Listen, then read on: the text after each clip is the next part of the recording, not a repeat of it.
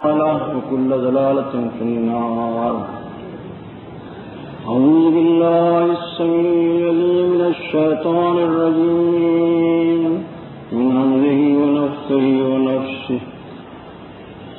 شرع لكم من الدين ما وصى به نوحا والذي أوحينا إليك وما وصينا به إبراهيم وموسى وعيسى أن أقيموا الدين ولا تتفرقوا فيه كبر على المشركين ما تدعوهم إليه الله يجتبي إليه من يشاء ويهدي إليه من ينيب وما تفرقوا إلا من بعد ما جاءهم العلم بغيا بينهم ولولا كلمة سبقت من ربك إلى أجل مسمى لقضي بينهم وإن الذين أورثوا الكتاب من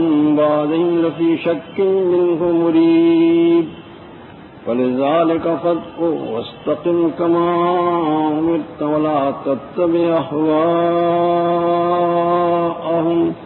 وقل آمنت بما أنزل الله من كتاب وأمرت لأعدل بينكم الله ربنا وربكم لنا أعمالنا ولكم أعمالكم لا حجة بيننا وبينكم الله يجمع بيننا وإليه المصير.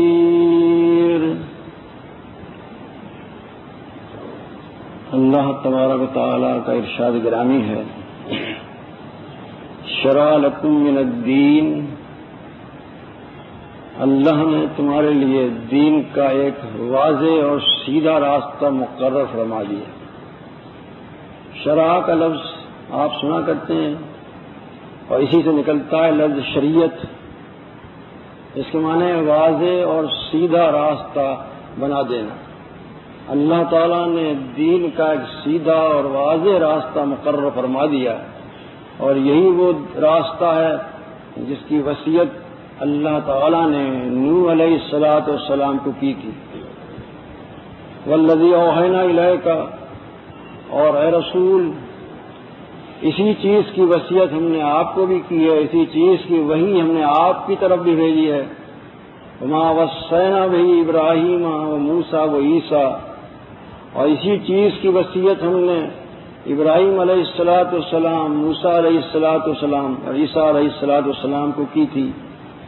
اور وصیت میں یہ خصوصیت تھی اور یہ خصوصیت کے ساتھ یہ بات کہی گئی تھی ان اقیموا الدین ولا تتفرقوا فیہ، کہ اسی دین کو قائم کرنا اور اس میں فرقے نہ بن جانا. کبر علی المشرکین ما تدعوہم الیہ، اے رسول جس چیز کی آپ دعوت دے رہے ہیں یہ چیز مشرکین پر بڑی گراں گزرتی ہے، ان کو ناگوار گزرتی ہے. بہرحال اللہ تعالیٰ جس کو چاہتا ہے چن لیتا ہے اور اپنی طرف ہدایت دیتا ہے جو اس کی طرف رجوع کرتا ہے. شرع لکم من الدین، اللہ تعالیٰ نے ایک واضح راستہ مقرر کر دیا دین کا، اور یہ دین کا راستہ مقرر کرنے والا اللہ تعالیٰ ہے. اس میں شرع کا فاعل اللہ تعالیٰ ہے. اللہ تعالیٰ نے راستہ مقرر کیا، اب کسی دوسرے کو راستہ مقرر کرنے کا اختیار نہیں. یہ دین چیز ہی ایسی ہے کہ یہ منزل من اللہ ہوتا ہے، آسمان سے نازل ہوتا ہے، اور اللہ تعالیٰ کے تمام احکام جو اس دین میں ہوتے ہیں وہ تمام کے تمام اللہ تعالیٰ کی طرف سے نازل ہوتے ہیں. کسی شخص کو اختیار نہیں ہے کہ وہ اس دین میں اپنی طرف سے کسی قسم کا اضافہ کرے یا کسی قسم کی کمی کرے. جو دین آ چکا ہے وہی دین ہے، اسی کو قائم کرنا ہے، اس میں نہ اضافہ کرنا ہے اور نہ اس میں کمی کرنی ہے.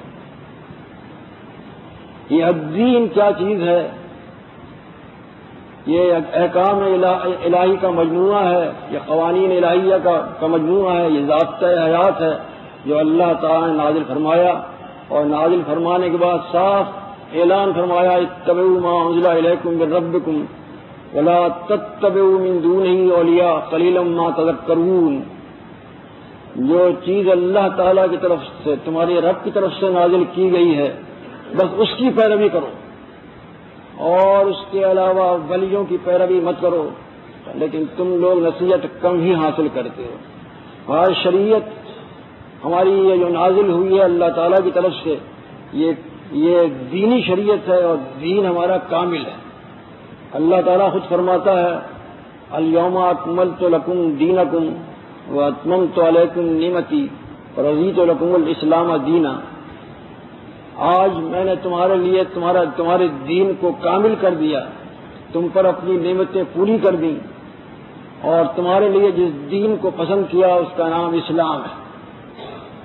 اسلام اس دین کا نام ہے۔ ان الدین عند اللہ الاسلام، اللہ تعالیٰ کے نزدیک دین تو بس اسلام ہے، اور اس کے علاوہ کوئی دین اللہ تعالیٰ کے یہاں پسندیدہ نہیں، بلکہ وہیں یبتغی غیر الاسلام دین فلن یقبل منہ، اور جو شخص اسلام کے علاوہ کسی اور دین کا متلاشی ہو تو وہ دین اللہ تعالیٰ کے یہاں قبول نہیں کیا جائے گا، مسترد کر دیا جائے گا۔ لہٰذا اس دین ہی کو نافذ کرنا ہے، اسی پر چلنا ہے، اسی کو قائم کرنا ہے، اور اس میں اس طرح سے اس کو قائم کرنا ہے کہ اس میں کسی قسم کی تفرقہ بازی نہ ہو، فرقے نہ بن جائیں، ولا تتفرقوا فیہ، اس میں فرقے بازی نہ کرو، دین کو ٹکڑے مت کر ڈالو، تقسیم نہ کر ڈالو کہ یہ تمہارا ہے یہ ہمارا ہے۔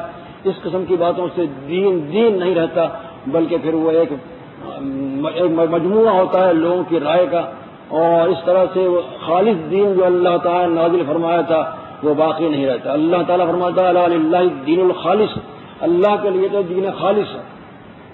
اس میں کسی قسم کی ملاوٹ اگر کر دی جائے تو دین خالص نہیں رہے گا۔ دنیا میں آپ پسند نہیں کرتے کہ کوئی ملاوٹ کی چیز خرید کر لائیں، اور جو ملاوٹ کرتے ہیں ان کو بھی آپ ناپسند کرتے ہیں، لیکن یہ عجیب بات ہے کہ دین میں جب ملاوٹ ہو جاتی ہے تو کوئی شخص اس بات کی پرواہ نہیں کرتا کہ یہ دیکھے کہ اس میں کس حد تک ملاوٹ کی گئی ہے اور کہاں تک یہ دین خالص ہے۔ خالص دین کہاں؟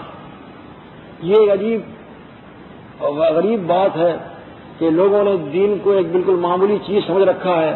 دنیا کی چیز کے لیے کتنی تگ و دو کرتے ہیں، جد و جہد کرتے ہیں کہ اصلی ملے، لیکن دین کے متعلق کبھی نہیں سوچتے کہ یہ دین ہمیں اصلی مل جائے۔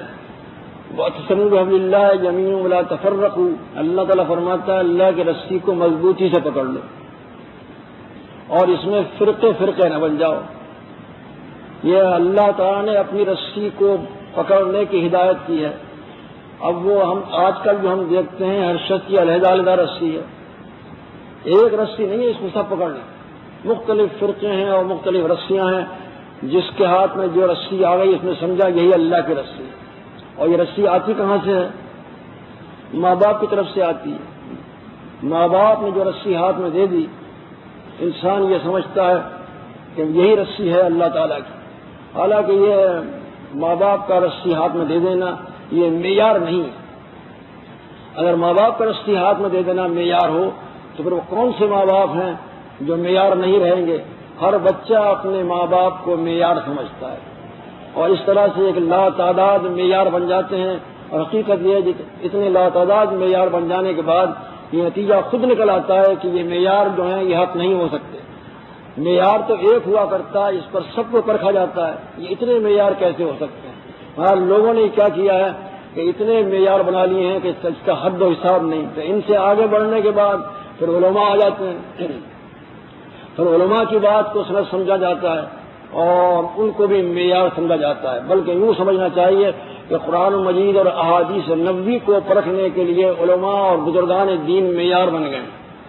یعنی جس آیت یا حدیث پر کسی بزرگ کا عمل نہیں ہے، جو بزرگ کو اس نے اپنا بنا رکھا ہے خاص طور پر، تو وہ اس آیت کو نہ تو اس قابل عمل سمجھتا ہے، نہ اس حدیث کو قابل عمل سمجھتا ہے، یا وہ حدیث یا آیت قرآن مجید کو اس وقت قابل عمل سمجھتا ہے جبکہ اس کے کسی بزرگ نے اس پر عمل کیا ہو یا اس پر عمل کرنے کا اس نے حکم دیا ہو۔ یہ معاملہ بالکل الٹا ہو گیا۔ اس بزرگ کو پرکھنا چاہیے تھا قرآن مجید اور احادیث نبوی پر، اگر وہ اس معیار پر پورا اترتا تو بزرگ تھا، اگر وہ اس معیار پہ پورا نہیں اترتا تھا تو وہ کوئی بزرگ نہیں.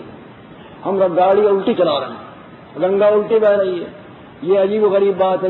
جو چیز معیار تھی اس کو تو ہم پرکھ رہے ہیں دوسرے معیار پر, اور جن چیزوں کو یا جن ہستیوں کو ہمیں پرکھنا تھا اس معیار پر, ان ہستیوں کو ہم پرکھتے ہی نہیں بلکہ ان کو خود معیار بنا کر بیٹھ گئے. یہ بہت ہی غلط بات ہے. اور اس طرح سے ہوا کیا ہے کہ قرآن مجید اور احادیث نبوی معطل ہو کر رہ گئی ہیں. دین جو ہے ایک اجنبی بن کر رہ گیا. اللہ کے رسول صلی اللہ علیہ وسلم نے فرمایا تھا, صحیح مسلم کی حدیث ہے, بدا الاسلام غریبا, اسلام شروع ہوا تو اس حالت میں تھا کہ وہ اجنبی, لوگ اسے پہچانتے ہی نہیں تھے کہ یہ اسلام ہے. دین ابراہیمی پر سب کا عمل تھا اور سب کا دعویٰ تھا, مگر یہ دعویٰ ان کا صرف زبانی تھا اور عمل بھی زبانی تھا. عمل بھی ان کا صحیح نہیں تھا. وہ صحیح دین ابراہیم پر عمل نہیں کرتے تھے. اہل کتاب ہوں یا مشرکین ہوں, سب کا یہ دعویٰ تھا کہ ہم دین ابراہیم پر قائم ہیں. تو جب اللہ کے رسول صلی اللہ علیہ وسلم نے یہ دین ابراہیم پیش کیا اپنی اصلی شکل میں, تو ان سب کو یہ دین ابراہیمی اجنبی معلوم ہوا. اسی لیے اللہ کے رسول صلی اللہ علیہ وسلم فرماتے ہیں بدا الاسلام غریبا, اسلام جب شروع ہوا تو اجنبی حالت میں تھا, لوگ اس کو پہچانتے ہی نہیں تھے. اس کے یہ دین ابراہیمی ہونے پر ان کو شبہ تھا, اس کا انکار کرتے تھے. وَسَيَعُودُ كَمَا بَدَا غَرِيبًا, اور ان قریب یہ پھر اجنبی ہو جائے گا جس طرح سے کہ ابتدا میں تھا. یعنی جس طرح سے کہ اللہ کے رسول صلی اللہ علیہ وسلم نے دین کو اجنبی حالت میں پیش کیا تھا, ان قریب اس کی کیفیت پھر یہی ہو جائے گی اور یہ پھر اسی طرح سے اجنبی ہو جائے گا جس طرح سے کہ شروع میں تھا. تو آج کل اگر صحیح اسلام پیش کرو تو اس کو وہ بزرگان دین پر پرکھتے ہیں اور اس کو مسترد کرتے ہیں. اور اگر وہ اس قرآن مجید اور احادیث پر پرکھتے ان بزرگوں کو تو نتیجہ کچھ اور ہی نکلتا, اور وہ ایسا محسوس ہوتا ہے کہ وہ بزرگان دین جن کو بزرگ سمجھے بیٹھے ہیں وہ بزرگان دین تھے ہی نہیں. اس لیے کہ جو اللہ اور اللہ کے رسول کی اطاعت کرتا ہے, اللہ کے رسول صلی اللہ علیہ وسلم کی پیروی کرتا ہے, در حقیقت وہ ہے بزرگ. اور جو اللہ کے رسول صلی اللہ علیہ وسلم کی پیروی نہیں کرتا وہ بزرگ ہی نہیں ہے, نہ اللہ تعالیٰ کا ولی وہ ہو سکتا ہے. اللہ تعالیٰ فرماتا ہے قرآن مجید میں, قل ان کنتم تحبون اللہ فاتبعونی یحببکم اللہ ویغفر لکم ذنوبکم واللہ غفور رحیم. اے رسول آپ کہہ دیجئے کہ اگر تم کو یہ دعویٰ ہے کہ تم اللہ تعالیٰ سے محبت کرتے ہو, یہ دعویٰ کس کو نہیں ہے؟ اگر اللہ تعالیٰ سے محبت کا دعویٰ کسی کو نہیں ہے تو اس میں ایمان نہیں ہے. والذین آمنوا اشد حبا للہ, اللہ تعالیٰ فرماتا ہے کہ مومنین کو بڑی شدید محبت ہوتی ہے اللہ تعالیٰ سے, اور سب سے زیادہ محبت ہوتی ہے. تو اگر کوئی شخص باوجود اس سے کہ وہ اپنے آپ کو مسلم کہتا ہے لیکن اللہ تعالیٰ سے محبت نہیں کرتا تو اس کا یہ ایمان کا دعویٰ بالکل بیکار ہے اور لغو ہے. اللہ تعالیٰ سے محبت کرنا ایمان کی شرط ہے, بلکہ بنیاد اولی ہے. جس کو اللہ تعالیٰ کی محبت نہیں اس کا ایمان ہی نہیں. مومنی کی نشانی ہے کہ وہ اللہ تعالیٰ سے بہت سخت درجے کی محبت کرے. تو اللہ کے رسول صلی اللہ علیہ وسلم کو حکم ملتا ہے کہ رسول آپ ان سے کہیے اگر تم اللہ تعالیٰ سے محبت کرنے کا دعویٰ کرتے ہو, ان کنتم تحبون اللہ فاتبعونی, تو میری پیروی کرو. یعنی اللہ کے رسول صلی اللہ علیہ وسلم کی پیروی کرنے کے بعد نتیجہ نکلے گا کہ یہ شخص جو ہے اللہ تعالیٰ سے محبت کرتا ہے. اور پھر جو نتیجہ ہوگا وہ ظاہر ہے. قرآن مجید کی آیت ہے یحببکم اللہ, پھر اللہ تم سے محبت کرے گا. تم اللہ کے رسول صلی اللہ علیہ وسلم کی پیروی کرو تو اللہ تم سے محبت کرے گا. مطلب یہ ہوا کہ جو شخص بھی اللہ کے رسول صلی اللہ علیہ وسلم کی پیروی کرتا ہے, اتباع سنت کرتا ہے, وہی در حقیقت اللہ تعالیٰ کا محبوب ہے اور وہی اللہ تعالیٰ کا ولی ہے. تو ہم نے ولیوں کی پہچان کچھ اور رکھی ہے. ولی کی پہچان در حقیقت اتباع رسول اور اتباع سنت ہے. جو شخص اتباع رسول کرتا ہے وہ تو ہے اللہ تعالیٰ کا ولی, اور جو شخص اتباع رسول نہیں کرتا وہ اللہ تعالیٰ کا ولی نہیں ہو سکتا. اس قرآن مجید کی آیت کے روح سے تو یہ بہت سی غلط فہمیاں پھیل گئی ہیں اور معیار بدل گئے ہیں, زاویے نگاہ بدل گئے ہیں, نظریے بدل گئے ہیں. اسلام جو ہے اس کو اب حقیقتاً کوئی پہچانتا نہیں ہے، اور یہ سمجھتے ہیں کہ یہ نیا اسلام ہمارے سامنے پیش کیا جا رہا ہے۔ یہ دین اسلام اللہ تعالیٰ نے نازل فرمایا تھا، اور اس میں قوانین سازی اللہ تعالیٰ نے کی تھی، اور دین کو کامل بھی کر دیا تھا۔ جب کوئی چیز کامل ہو جایا کرتی ہے تو اس میں کسی قسم کا نقص نہیں ہوتا، اس میں کسی قسم کی کمی نہیں رہ جاتی، اور جب اللہ تعالیٰ کسی چیز کو کامل کرے تو یہ کیسے ہو سکتا ہے کہ وہ چیز ناقص رہ جائے۔ اب اگر کوئی شخص اللہ تعالیٰ کے دین میں کسی بات کا اضافہ کرتا ہے تو دو صورتیں سامنے آئیں گی۔ ایک صورت تو یہ ہوگی کہ وہ یہ تاثر دے رہا ہے لوگوں کو کہ اللہ تعالیٰ کا دین کامل نہیں ہوا، اس میں اضافے کی ضرورت ہے، اور اس طرح سے وہ الیوم اکملت لکم دینکم کا انکار کر رہا ہے، اور اس آیت کا انکار کرنا کفر ہے۔ کسی بھی آیت کا انکار کرنا کفر ہے، لیکن اس آیت کا انکار کرنے کی وجہ سے وہ کفر کا مرتکب ہو جائے گا، اس لیے اس نے اس آیت کا انکار کر دیا، اس کے مفہوم پر اس کا ایمان نہیں ہے کہ قرآن مجید کے اس آیت نے دین کو کامل کر دیا۔ پہلی بات تو یہ کفر کی علامت ہوگی، دین کو ناقص سمجھنا، دین میں کسی قسم کا اضافہ سے کرنا، اور یہیں سے آپ نتیجہ نکال لیں کہ جتنی بدعتیں نکلتی ہیں دین میں وہ سب جو ہیں وہ اسی کا شاخسانہ ہے کہ کفر کا ارتکاب ہوتا ہے۔ اس آیت کو کہ انکار کی بنیاد پر بدعت جاری ہوتی ہے، وہ یہ سمجھتا ہے کہ میں جب یہ اچھی چیز دین میں نافذ کر رہا، دین میں جاری ایجاد کر رہا ہوں، تو یقیناً دین جو اب تک میرے پاس تھا یا اللہ کے رسول صلی اللہ علیہ وسلم دے کر گئے تھے وہ کامل نہیں تھا، میں اس میں اضافے کر کے اس کو پورا کر رہا ہوں۔ حالانکہ اللہ تعالیٰ نے کامل کر دیا، بلکہ اس کے ساتھ میں ایک لفظ اور بھی استعمال کیا، وہ اتممت علیکم نعمتی، میں نے اپنی نعمت تم پر پوری کر دی۔ اب جب نعمت بھی پوری ہو گئی، دین بھی کامل ہو گیا، تو کون سی اچھی بات باقی رہ گئی ہے کہ جس اچھی بات کو اس دین میں شامل کیا جائے؟ نہیں شامل کیا جا سکتا۔ جو شامل کرے گا وہ کفر کا ارتکاب کرے گا، اور اس چیز کو ماننے والے جو ہیں وہ بھی اس آیت کے منکر بن جائیں گے۔ تو پہلی چیز تو یہ ہے کہ کفر کا ارتکاب ہوتا ہے۔ دوسری چیز یہ ہے کہ یہ ضابطہ ہے یار جو اللہ تعالیٰ نے ہمارے پاس نازل فرمایا ہے اور خود کو اس کا شارع بنایا ہے کہ میں ہوں اس کا شریعت ساز، میں ہوں قانون ساز، میں ہوں اس کا مقنن۔ جب اللہ تعالیٰ اس کا قانون ساز ہے، شریعت ساز ہے، تو دوسرا کوئی شخص شریعت سازی نہیں کر سکتا۔ اور یہ حقیقت ہے کہ جو حق اللہ تعالیٰ کا ہوتا ہے وہ دوسرے کو اس میں شریک کرنا، یہ شرک کہلاتا ہے۔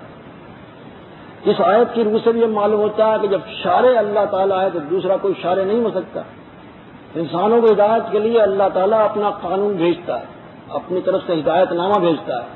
اگر بندے خود بنانے لگ جائیں ہدایت نامہ، اور بندوں کے بنائے ہوئے ہدایت نامے پر لوگ عمل کرنے لگ جائیں، تو اس کے معنی یہ ہوں گے کہ اب بندے اللہ کے نہیں رہے، وہ بندوں کے بندے بن گئے، وہ انہوں نے دوسروں کو اپنا رب بنا لیا بجائے اللہ تعالیٰ کے۔ اور اسی چیز کو اللہ تعالیٰ نے ممانعت فرمائی ہے اس آیت میں، قل یا اہل الکتاب تعالوا الی کلمۃ سواء بیننا وبینکم الا نعبد الا اللہ ولا نشرک بہ شیئا ولا يتخذ بعضنا بعضا اربابا من دون اللہ فإن تولوا فقولوا اشہدوا بأننا مسلمون۔ اے رسول آپ کہہ دیجئے ان سے اہل کتاب سے کہ اہل کتاب آؤ ایک ایسی بات کی طرف جو ہم میں اور تم میں مشترک ہے، تم بھی مانتے ہو، ہم بھی مانتے ہیں، تمہارا بھی عقیدہ اسی کے مطابق ہے، ہمارا عقیدہ بھی اسی کے مطابق ہے، تم بھی زبان سے اقرار کرتے ہو اس کا، ہم بھی زبان سے اقرار کرتے ہیں، آ جاؤ ایک ایسی بات پر جو ہم تم دونوں مانتے ہیں، عملاً بھی آ جاؤ۔ یعنی دو لحاظ سے تو وہ اس کو تسلیم کرتے تھے، عقیدے کے لحاظ سے وہ سمجھتے تھے اس بات کو، اقرار بھی ان کا تھا کہ ہم بھی اس بات کو مانتے ہیں، لیکن عمل اس کا خلاف تھا۔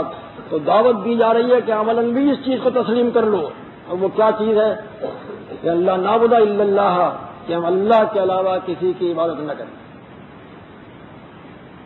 ولا نشرک بہ شیئا، اور اس کے ساتھ کسی قسم کا شرک نہ کریں، ولا يتخذ بعضنا بعضا اربابا من دون اللہ، اور اللہ کے علاوہ آپس میں ایک دوسرے کو اپنا رب نہ بنا لیں۔ اب یہ چیزیں وہ زبان سے اقرار کرتے تھے لیکن عملاً ان کے عمل میں نہیں آئیں تھیں، اور اس کی دلیل بھی قرآن مجید میں موجود ہے کہ وہ عملاً اس پر کاربند نہیں تھے. قرآن مجید میں اللہ تعالیٰ فرماتا ہے اتخذوا احبارهم ورهبانهم اربابا من دون اللہ. ان یہود و نصارہ نے اپنے مولویوں کو اور اپنے پیروں کو اللہ کے علاوہ اپنا رب بنا لیا. یا انہوں نے رب بنا لیا تھا، اور یہاں کہا جا رہا ہے ان سے کہ ولا يتخذ بعضنا بعضا اربابا من دون اللہ. یہ الفاظ ہیں بالکل، اتخذوا احبارهم ورهبانهم اربابا من دون اللہ. یہ لفظ یاد رکھیے، اربابا من دون اللہ. ولا يتخذ بعضنا بعضا اربابا من دون اللہ. ایک آیت میں ان کے عقیدے کا اظہار ہے، ان کے زبانی اعتراف کا بیان ہے، اور ایک دوسری آیت میں ان کے عمل کا بیان ہے کہ عمل کے لحاظ سے انہوں نے دوسروں کو اپنا رب بنا لیا تھا اللہ کے علاوہ. اللہ بھی رب، دوسرے بھی رب. اللہ کا قانون بھی چل رہا ہے، دوسروں کا قانون بھی چل رہا ہے. بندوں کے بندے بن چکے تھے. مولویوں کو اور پیروں کی اطاعت اس حد تک بڑھ گئی تھی کہ اب ان کو انہوں نے منتہا نظر سمجھ رکھا تھا، ان کی باتوں کو حرف آخر سمجھ لیا تھا، اور جو کچھ وہ کہا کرتے تھے اسی کو تسلیم کر لیا کرتے تھے. حلال و حرام کا فیصلہ ان کے اقوال اور افعال پر تھا. جیسا کہ میں نے بتایا آپ کو ابھی کہ بزرگان دین کو ہم نے معیار بنا کر حق کا فیصلہ ان کے اقوال اور اعمال سے کرنا شروع کر دیا. نتیجہ الٹا ہو گیا کہ جو بزرگان دین تھے وہ تو بزرگان دین نہیں رہے، اور جو بزرگان دین نہیں تھے وہ بزرگان دین بن گئے. یہ ہے وہ اصل غلط فہمی اور غلط کاری، جس کی وجہ سے کہ اصل اسلام اجنبی ہوتا چلا جا رہا ہے. تو کیونکہ وہ مانتے تھے اس بات کو کہ اللہ تعالیٰ کے علاوہ کسی کی عبادت نہ کی جائے، اور وہ یہ بھی مانتے تھے کہ اس کے ساتھ کسی قسم کا شرک نہ کیا جائے. وہ یہ بھی مانتے تھے کہ آپس میں ایک دوسرے کو اپنا رب نہ بنایا جائے. تو اب ان کو دعوت دی جا رہی ہے کہ آؤ اس چیز کو عمل بھی مان لیں، عمل بھی یہی کریں. اس لیے کہ عمل ان کا اس کے مطابق نہیں تھا. انہوں نے اپنے مولویوں کو اور پیروں کو رب بنا لیا تھا. یہاں وہ ان کے قول کا اور ان کے عقیدے کا اظہار ہے کہ وہ ایک دوسرے کو اپنا رب بنانا جائز نہیں سمجھتے تھے، لیکن عمل کرتے ہوئی تھے جس کا وہ انکار کرتے تھے. اللہ تعالیٰ آگے فرماتا ہے فَإِن تَوَلَّوْا فَقُولُوا اشْهَدُوا بِأَنَّا مُسْلِمُونَ. پھر اگر تم نہیں مانتے، تم منہ موڑتے ہو اس دعوت سے جو تمہیں دی جا رہی ہے. دعوت بھی ایسی ہے، اس کو ماننا بڑا آسان تھا. مشترک چیز کی دعوت. تم تسلیم کرتے ہو تو پھر کیوں نہیں مانتے؟ اگر کوئی ایسی چیز ہوتی جس میں اختلاف ہوتا تب تو یہ بات تھی کہ وہ نہیں آتے اس راستے پر، وہ تسلیم نہیں کرتے اس دعوت کو. لیکن دعوت اس قسم کی دی جا رہی ہے کہ ان کو تسلیم ہے اور پھر بھی وہ عملاً اس کو تسلیم نہیں کرتے. تو یہ ایک عجیب و غریب اور تعجب خیز بات تھی. بہرحال اللہ تعالیٰ نے فرمایا کہ عقیدے اور اقرار کے باوجود بھی اگر تم اس طرف نہیں آتے اور منہ موڑتے ہو اس سے عملاً، تو پھر تم گواہ رہو. فَإِن تَوَلَّوْا فَقُولُوا اشْهَدُوا بِأَنَّا مُسْلِمُونَ. تم گواہ رہو کہ ہم تو مسلم. یعنی مسلم کا کام یہ ہے کہ وہ ایک دوسرے کو اپنا رب نہ بنائے. اگر ایک دوسرے کو اپنا رب بنا لیا جائے تو پھر وہ مسلم رہتا نہیں ہے. کیوں؟ اس کی وجہ یہ ہے کہ وہ پھر وہ شرک کا ارتکاب کر رہا ہے. رب صرف اللہ تعالیٰ ہے، احکام اس کے چلیں گے، حلال حرام کا فیصلہ وہ کرے گا، دوسرا نہیں کرتا. ومن اظلم ممن افترى على الله الكذب وهو يدعى الى الاسلام والله لا يهدي القوم الظالمين.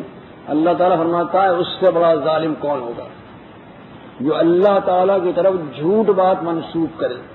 یعنی اپنی طرف سے کہے کہ یہ حلال ہے اور یہ حرام ہے، اپنی طرف سے کہے کہ یہ مسائل ہیں اور ان پر تمہیں عمل کرنا ہوگا، حالانکہ وہ اللہ تعالیٰ نے مسائل نازل نہیں کیے. یہ سب سے بڑا ظالم ہے. ومن اظلم ممن افترى على الله الكذب وهو يدعى الى الاسلام. اور حقیقت یہ ہے کہ اس کو اسلام کی دعوت دی جا رہی ہے، اس کو بلایا جا رہا ہے کہ تم اسلام قبول کرو. یہ تمہارے خود ساختہ مذاہب، یہ تمہارے خود ساختہ مسائل جن کو تم دعویٰ کرتے ہو کہ اللہ تعالیٰ کی طرف سے، یہ اللہ تعالیٰ کی طرف سے نہیں ہے. تم اس طرح پردازی کر رہے ہو، اور اس طرح پردازی کرنے والے سے بڑا گنہگار کوئی نہیں.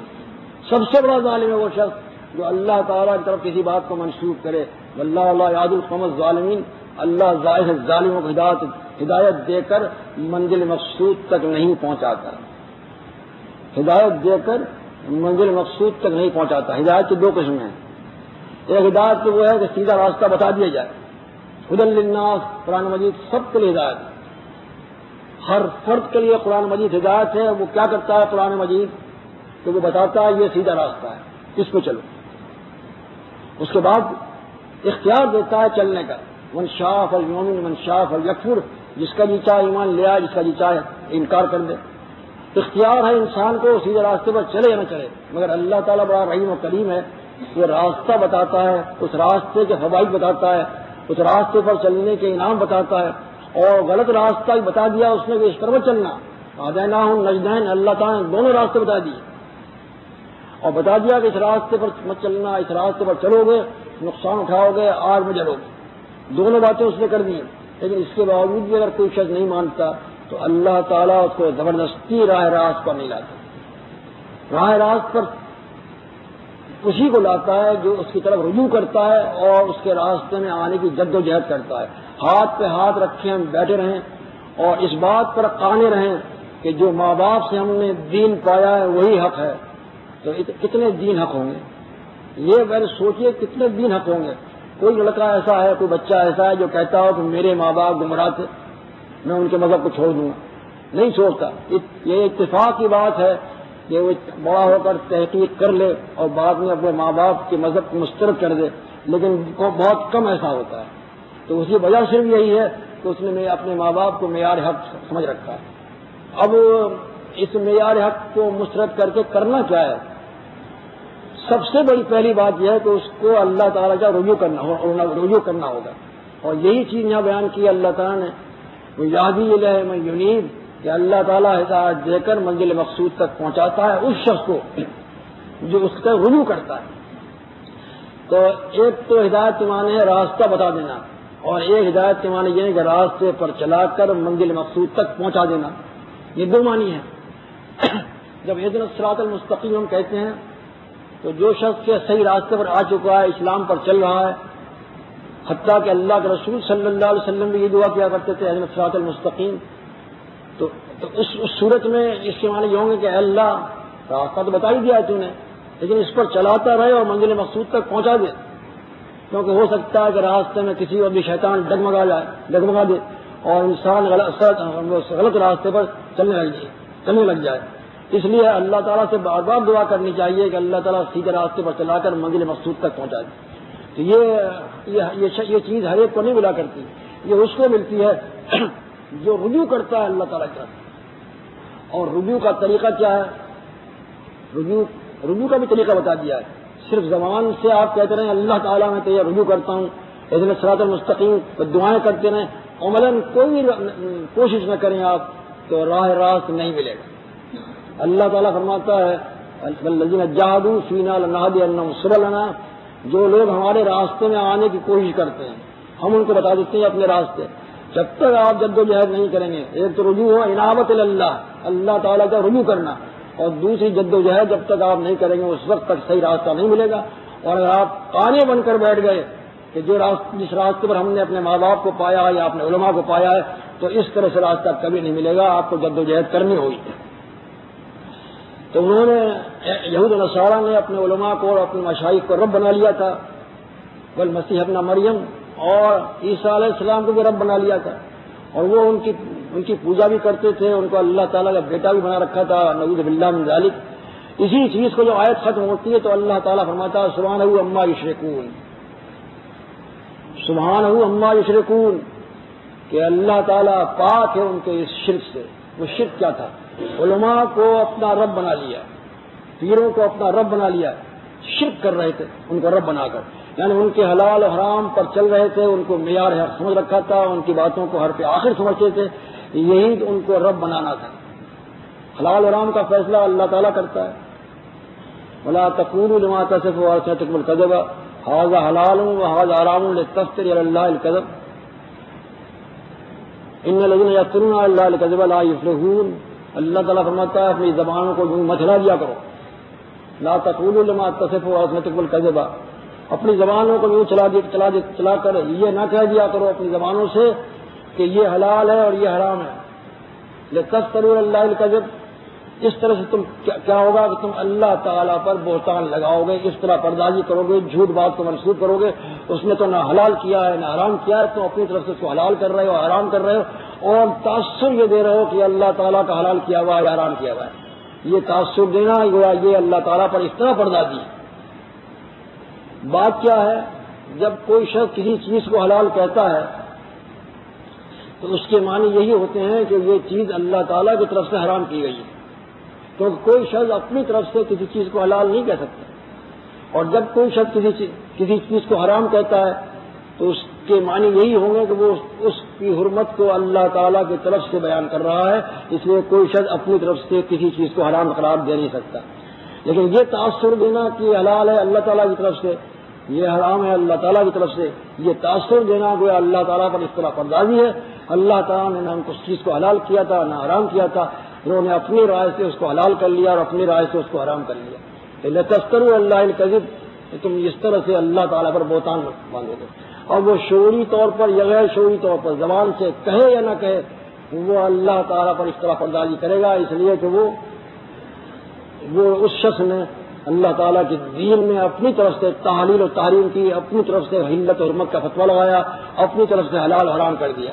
یہ اپنی طرف سے حلال حرام کر دینا یہ گویا اللہ تعالیٰ کے منصب پر پہنچ جانا ہے، اور یہ ہے ایک قسم کا شرک۔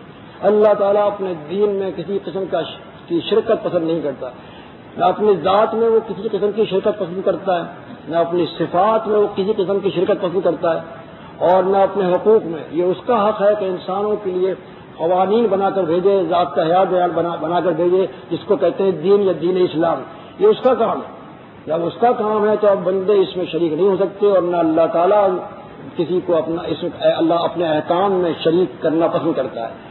ولا یشرک فی حکمہ احدا، اللہ تعالیٰ اپنے حکم میں کسی کو شریک نہیں کرتا، واحد حاکم ہے، اسی کو حاکم ماننا ہے، اسی کو بادشاہ ماننا ہے، اسی کا قانون چلے گا، دوسرے کا قانون نہیں چل سکتا۔ اس کی بادشاہت ازل سے ابد تک ہے، کبھی ختم ہونے والے نہیں ہیں۔ اللہ غیر محدود وقت اور غیر محدود زمانہ اور غیر محدود رقبے کے لیے ہے، کوئی اس کے لیے کہیں بھی حد بندی نہیں کی جا سکتی۔ باقی بادشاہ جتنے بھی آتے ہیں اختیارات ان کے محدود، سلطنت ان کی محدود، اور وقت ان کا محدود، آج ہیں کل نہیں ہے۔ اللہ تعالیٰ کی بادشاہت ایسی نہیں ہے، اور حقیقت تو وہی بادشاہ ہے اور اسی کی بادشاہت ہے، اسی کا حکم چلے گا۔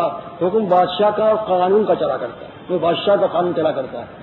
تو بادشاہ جب ہم نے اللہ تعالیٰ کو مان لیا اور حقیقی بادشاہ وہی ہے، تو اب قانون بھی اسی کا چلے گا، ہم دوسرے قانون پر عمل نہیں کر سکتے۔ تو یہ قانون اللہ تعالیٰ کی طرف سے آیا، اس قانون میں اگر ہم اپنی طرف سے قانون سازی کرنے لگ جائیں تو کیا اللہ تعالیٰ اس کو پسند کرے گا؟ دنیا کے بادشاہ بھی اس چیز کو پسند نہیں کرتے کہ اس کے بادشاہ کے بنائے ہوئے قوانین میں کوئی دوسرا شرکت کرے۔ وہ بادشاہ ہی کا قانون چلتا ہے، اور وہ بادشاہ بھی اپنے قانون میں کسی انسان کی شرکت کو گوارا نہیں کر سکتا۔ تو بتائیے اللہ تعالیٰ جو بادشاہ حقیقی ہے اور جو ان بندوں کا مالک ہے، خالق ہے، وہ کیسے اس بات کو پسند کر سکتا ہے کہ اس کے بندے دوسروں کے غلام بن جائیں، دوسروں کی غلامی کا پٹا اپنے گلے میں ڈال لیں؟ ہماری گردن میں غلامی کا پٹا اگر ہے تو صرف اللہ تعالیٰ کا۔ یہ قلادہ ہم نے کسی دوسرے کے قلادہ، دوسرے کی غلامی کا قلادہ ہم اپنے گردن میں نہیں ڈالا ہے۔ قلادہ اور یہ اسی سے نکلتا ہے تقلید، یعنی ہم کسی دوسرے کی تقلید نہیں کرتے، دوسرے کی غلامی کا پٹا اپنے گلے میں نہیں ڈالتے، ہم صرف اللہ تعالیٰ کی غلامی کا پٹا اپنے گلے میں ڈالتے ہیں، اس کے غلام ہیں، اسی کے قانون پر چلتے ہیں، کسی دوسرے کے بنائے ہوئے قانون پر نہیں چلتے۔ یہی ہے دوسرے کو اپنا رب بنانا، اور اسی چیز کا انکار کیا جا رہا ہے۔ لا يتخذ بعضنا اربابا من دون اللہ، کہ ہم آپس میں ایک دوسرے کو اپنا رب نہ بنائیں۔ اور رب نہ بنانا یہ ایسی چیز ہے کہ اسی کو کہا گیا ہے تقلید قلادہ، اور جو شخص کے رب نہیں بناتا کسی کو، وہی اس بات کا مستحق ہے کہ اپنے آپ کو مسلم کہے، اس لیے کہ اللہ تعالیٰ فرماتا ہے فَإِن تَوَلَّوْا فَقُولُوا اشْهَدُوا بِأَنَّا مُسْلِمُونَ، کہ اگر وہ لوگ منہ موڑیں تو ان سے کہیے کہ تم گواہ رہنا کہ ہم مسلم ہیں، یعنی ہم نے کسی غلامی کا پٹا اپنے گلے میں نہیں ڈالا، کسی انسان کو اپنا رب نہیں بنایا، صرف اللہ کی غلامی کا پٹا ہمارے گلے میں، وہی ہمارا حاکم، وہی بادشاہ ہے۔ اس لحاظ سے یہ معلوم ہو رہا ہے کہ شریعت سازی کرنا، دین میں کسی قسم کی ملاوٹ کرنا، یہ شرک ہے، کیونکہ دین اللہ تعالیٰ کا اور خالص ہے۔ ادھر دین میں ملاوٹ کرنے سے نتیجہ نکلتا تھا الیوم اکملت لکم دینکم سے، کہ دین میں اضافہ کرنا کفر کا ایک شعبہ ہے، اور یہاں اس تمام بحث سے یہ ثابت ہوتا ہے کہ دین میں کسی قسم کا اضافہ کرنا یہ شرک کا ایک شعبہ ہے، شرک کی ایک قسم ہے۔ اور اسی چیز کو اللہ تعالیٰ نے بڑے واضح الفاظ میں فرما دیا، ہم لہم شرکاء شرعوا لہم من الدین ما لم یأذن بہ اللہ، کیا انہوں نے اللہ کے شریک بنا لیے ہیں؟ ہم لہم شرکاء شرعوا لہم من الدین، جو شریعت سازی کرتے ہیں ان کے لیے دینی معاملات، ما لم یأذن بہ اللہ، اللہ نے تو ان کی اس کو یاد نہیں دی، اللہ تعالیٰ نے یاد نہیں دی، پھر انہوں نے ان کو شریعت ساز بنا کر اللہ کا شریک بنا لیا۔ اب یہ لفظ شریک کا لفظ آ گیا، استعمال ہوا کہ جو شخص شریعت سازی کرتا ہے اللہ تعالیٰ کے دین میں، وہ شریک بن جاتا ہے اللہ تعالیٰ کا، اور اس طرح سے شریعت سازی کر کے وہ شرک کا مرتکب ہوتا ہے، اور جو لوگ اس کے بنائے ہوئے دین کو تسلیم کر لیتے ہیں وہ بھی شرک کے مرتکب ہو جاتے ہیں۔ اللہ تعالیٰ کا دین جو ہے خالص ہے، اس کو اسی طرح ماننا ہوگا جس طرح سے نازل ہوا ہے۔ اور یہ ابھی آیت میں آپ کو سنا چکا ہوں پہلے، اتبعوا ما انزل الیکم من ربکم ولا تتبعوا من دونہ اولیاء، صرف اس چیز کی پیروی کرو جو تمہارے رب کی طرف سے تمہارے پاس نازل کی گئی ہے۔ اب اس تمام بحث کا خلاصہ اور یہ شرک اور کفر کے جو شعبے نکل رہے ہیں اس سے اب آپ غور کریں کہ جن لوگوں نے ہمارے دین میں اضافہ کر کے دین کو بگاڑ دیا انہوں نے کیا کیا ہے؟ کیا انہوں نے کوئی اچھا کام کیا ہے یا وہ ایک شرک اور کفر کا کام کر گئے؟ دین سازی یہ شرک فی الدین ہے۔ ہم نے شرک کی بہت سی قسمیں سنی ہیں اور پڑھی ہیں، لیکن ہم اس چیز کو بالکل بھول جاتے ہیں کہ ایک شرک یہ بھی ہے جسے کہتے ہیں شرک الدین، شرک شریعت۔ ہم لہم شرکاء شرعوا من الدین ما لم یأذن بہ اللہ، اس میں شرک تشریع کی طرف اشارہ ہے۔ شرک شریعت، شریعت میں کوئی شخص اضافہ نہیں کر سکتا، یہ ہے شرک شریعت، شرک تشریع، شرک القانون، شرک الدین۔ اس شرک کو کوئی بیان نہیں کرتا، بس اتنی سی بات رہ گئی ہے کہ جہاں کسی نے قبر کو سجدہ کیا ان کا شرک ہو گیا، کسی نے نظر نیاز کر دی غیر اللہ کا ان کا شرک ہو گیا۔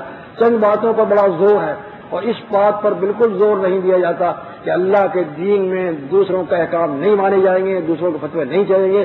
اللہ تعالیٰ نے جو حلال کر دیا ہے وہ حلال ہے، جو حرام کر دیا ہے وہ حرام ہے، کسی کے حلال حرام کرنے سے کچھ نہیں ہوگا۔ دین کامل ہو چکا ہے، دین کس چیز میں کامل ہوا ہے یہ بھی اب آپ غور کر لیں۔ دین کامل ہوا اللہ کے رسول صلی اللہ علیہ وسلم کی زندگی میں۔ اللہ کے رسول صلی اللہ علیہ وسلم کی زندگی میں دو ہی چیزیں تھیں، قرآن مجید اور احادیث نبوی، تیسری کسی چیز کا وجود نہیں تھا، یہ آپ جانتے ہیں۔ صرف قرآن مجید اور صرف احادیث نبوی، ان دو کے علاوہ کوئی چیز نہیں تھی اللہ کے رسول صلی اللہ علیہ وسلم کے زمانے میں۔ تو اس سے یہ نتیجہ نکلا کسی تیسری چیز میں دین کو تلاش کرنا کفر یا شرک نہیں ہوگا۔ دین دو چیزوں میں کامل ہوا ہے، انہیں دو چیزوں میں ملے گا۔ جو شخص کہ ان دو چیزوں کے علاوہ کسی تیسری چیز میں دین کو تلاش کرتا ہے وہ دین اللہ تعالیٰ کا دین نہیں ہوگا، بلکہ وہ ملاوٹی دین ہوگا، وہ مصنوعی اور جعلی دین ہوگا۔ وہ اللہ تعالیٰ کے دین میں کسی نے جو اضافہ کر دیا ہے وہ اس کا مرکب دین ہوگا۔ دین اللہ تعالیٰ کا دین اور بندوں کا بنایا ہوا دین، ان دونوں کا مرکب ہوگا۔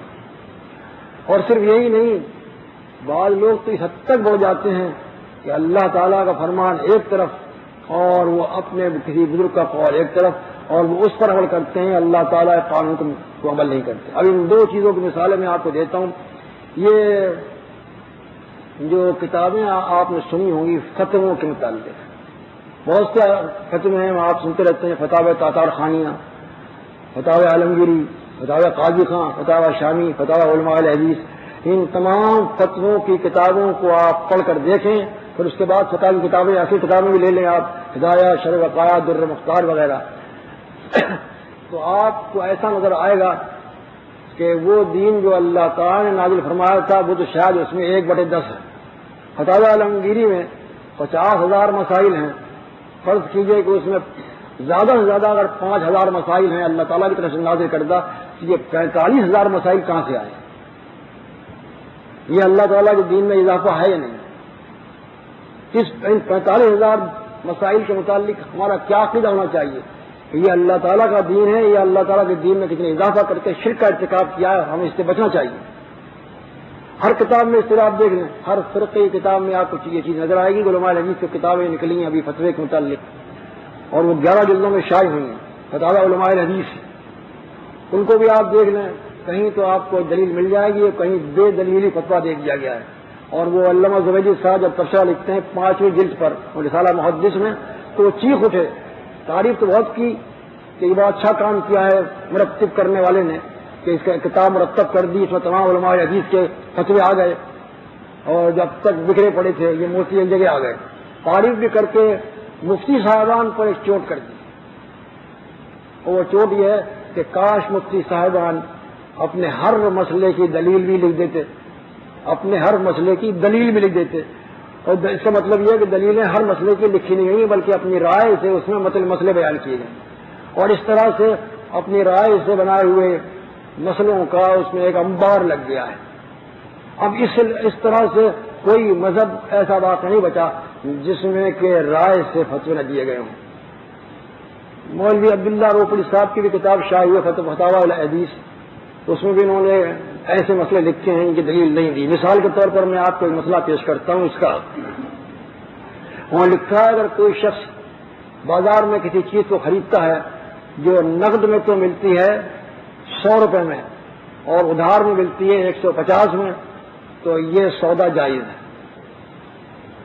سمجھ میں نہیں آتا جائز کیسے ہوا؟ ہاں اگر وہ کوئی آیت قرآن مجید کی پیش کر دیتے یا کوئی حدیث پیش کر دیتے ہماری گردن جھک جاتی، اس لیے کہ ہم پھر قیاس نہیں کر سکتے، ہماری سمجھ میں آئے یا نہ آئے، صحیح چیز وہ ہے جو اللہ اور اس کے رسول صلی اللہ علیہ وسلم نے فرمائی، اس نے اجازت دے دی، جس چیز کی اجازت دے دی وہ حلال ہے، مگر انہوں نے کوئی حدیث نقل نہیں کی۔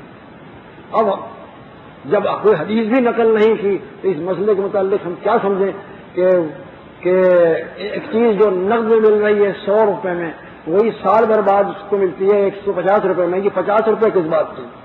اگر اس کے پاس نقد 100 روپے ہوتے تو وہ اس کو ادھار پر نہیں لیتا، یہ قرض نہیں ہوتا اس پر، کیونکہ 100 روپے اس کے پاس نہیں تھے، لہذا اس نے وہ 100 روپے اپنے اوپر قرض سمجھ لیے، اور قرض سمجھ کے اب وہ 1 سال بعد اس قیمت ادا کرتا ہے تو 150 روپے ادا کرتا ہے۔ یہ 50 روپے کس چیز کی قیمت ہے؟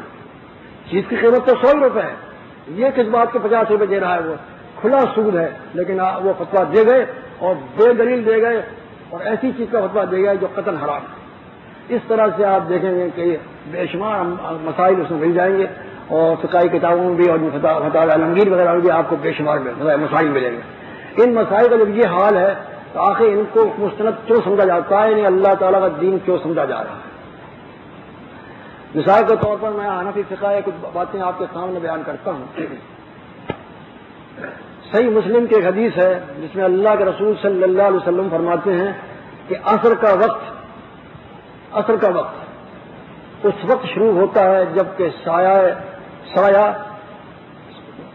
مثل کے ایک مثل ہو جائے، جبکہ سایہ کسی چیز کا ایک مثل ہو جائے تو عصر کا وقت شروع ہو جاتا ہے۔ زوال کے بعد جو سایہ ہوتا ہے اس کو کہتے ہیں سایہ اصلی، وہ نکالنے کے بعد جب سایہ بڑھتے بڑھتے ایک مثل ہو جائے، یعنی جس چیز کو کھڑا کیا گیا ہے زمین پر اور جس کا سایہ ناپا جا رہا ہے، اس کا سایہ جب اس چیز کے برابر ہو جائے جو چیز کھڑی کی گئی ہے تو اسے کہتے ہیں ایک مثل۔ تو جب سایہ ایک مثل ہو جائے تو اللہ کے رسول صلی اللہ علیہ وسلم فرماتے ہیں عصر کا وقت شروع ہو گیا۔ یہ بالکل صحیح حدیث ہے صحیح مسلم کی، لیکن حنفی مذہب میں عصر کا وقت شروع ہوتا ہے اس وقت جب کہ 2 مثل ہو جائے سایہ۔ یہ احادیث کا ذخیرہ آپ کے سامنے ہے، اور متعدد کتابیں احادیث کی موجود ہیں، اور آج کل تو وہ زمانہ ہے کہ حدیث کے ہر نایاب کتب شائع ہو چکی ہے۔ کہیں کوئی حدیث ایسی نکال کر بتائیں جس میں کہ اللہ کے رسول صلی اللہ علیہ وسلم نے فرمایا ہو کہ عصر کا وقت 2 مثل پر شروع ہوتا ہے۔ اور میں تو یہ کہتا ہوں اگر وہ صحیح حدیث نہیں بتا سکتے ضعیف بھی بتا دیں، ضعیف بھی بتا نہیں سکیں گے، تو پھر اس مسئلے کی اب تک اصلاح کیوں نہیں ہوئی؟ اب تک یہ مسئلہ کیوں چلا آ رہا ہے؟ یہ تو ہو سکتا ہے